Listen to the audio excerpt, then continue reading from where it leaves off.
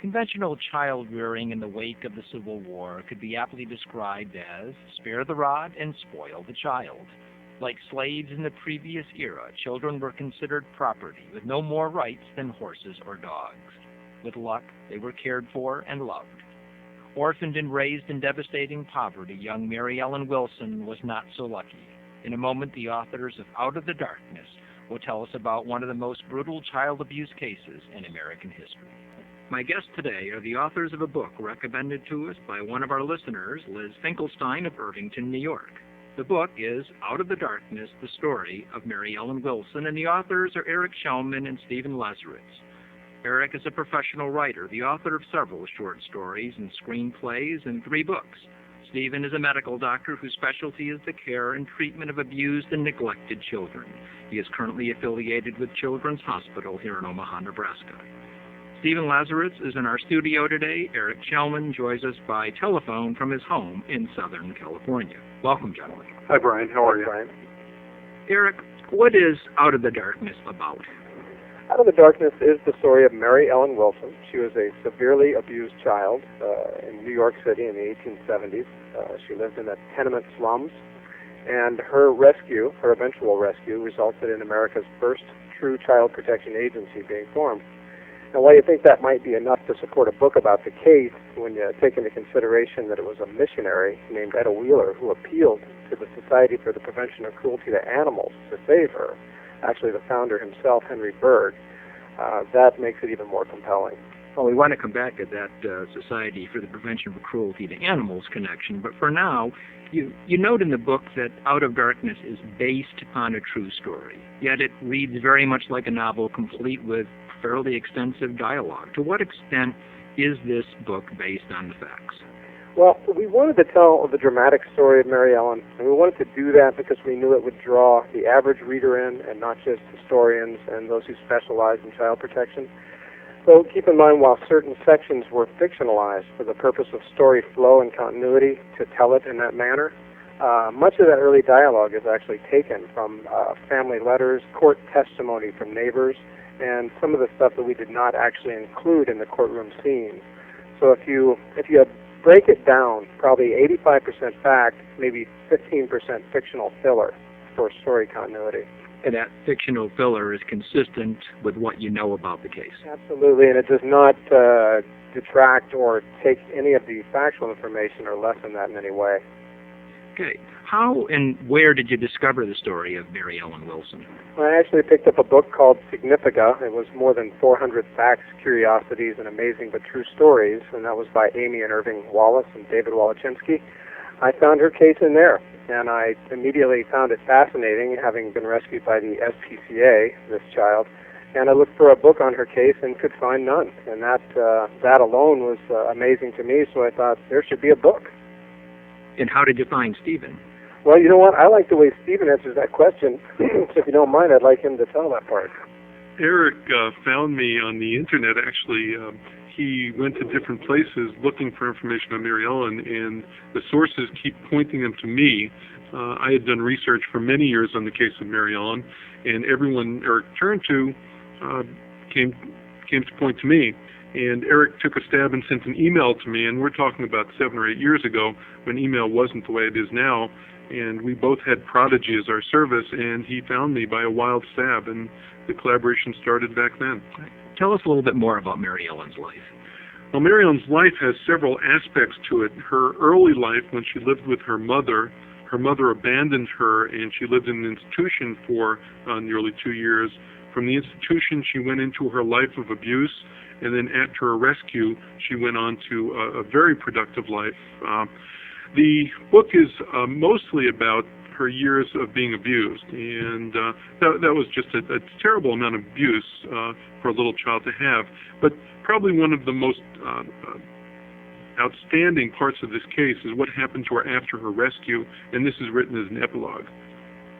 You mentioned court records earlier. What other sources did you use of information? This is a pretty detailed book. Yes, and initially I did research, and I used newspapers and documents of the day. One of the stumbling blocks we kept coming to is the personal information about her was nowhere to be found. And one of the keys to getting the information was to get the consent of the family. And I think many people would find it surprising, but this was an actual case in children's court and juvenile court in New York City. And no one would release the information without the family's consent because juvenile records are sealed. And so the key to unraveling this story was to find her descendants. And that was an adventure in itself. And I actually found her daughter in a nursing home outside of Rochester, New York. And through her daughter, I met her grandchildren. And her granddaughter gave me a release of information, and that just unlocked a whole host of information. It unlocked the transcripts of the case, the investigation records. It gave me access to personal family documents. The family at that time didn't know any significance about it. The only information they had about her as an abused child came from, of all places, a clipping from National Enquirer magazine. And so when I gave them information, they helped me get more information. And so a partnership developed with the family who were anxious to learn more about the case. What was their response to the book when it came out? I think, unfortunately, Mary Ellen's granddaughter, Shirley, died before the book came out, but we had given her manuscripts that went along, and she was thrilled by it. She was very proud of what had happened, that her mother was a survivor, or her grandmother was a survivor, and came through this, and the accomplishments of Mary Ellen's daughters, one of which was her mother. And so they were very proud of the case of Mary Ellen, the fact that she survived this. This book is about more than just Mary Ellen Wilson. It's really about child rearing in the second half of the 19th century, in the 1870s to be particular.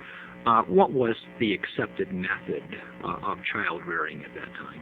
It was totally dependent on class, on social class. After the Civil War, a major problem of homeless children.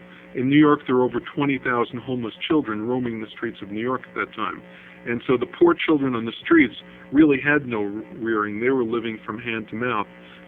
The poor people, children were their property. In fact, Mary Ellen was taken out of her of the institution by people who wanted to make her a slave and into a house servant. And it was even called an indenture at that time. She was indentured to this family. And the rich had a very nice life, and children were valued. And part of the story of rescuing Mary Ellen came from the more well-to-do families having taken responsibility for the poor. And that's what the great turnabout came at that time. The more wealthy aspects of society, Henry Bergh, who rescued the child actually through the ASPCA, actually saw a mission in life to look after the poor, helpless children. So child rearing perhaps doesn't change for the wealthy, but it changes as a result of the war and poverty for the underprivileged. Certainly poverty affects how people treat children and the benefits that children get. When a family's starving, their children become less important and surviving becomes more important. Eric, tell us about Mary Ellen's mother, her life leading up to this point.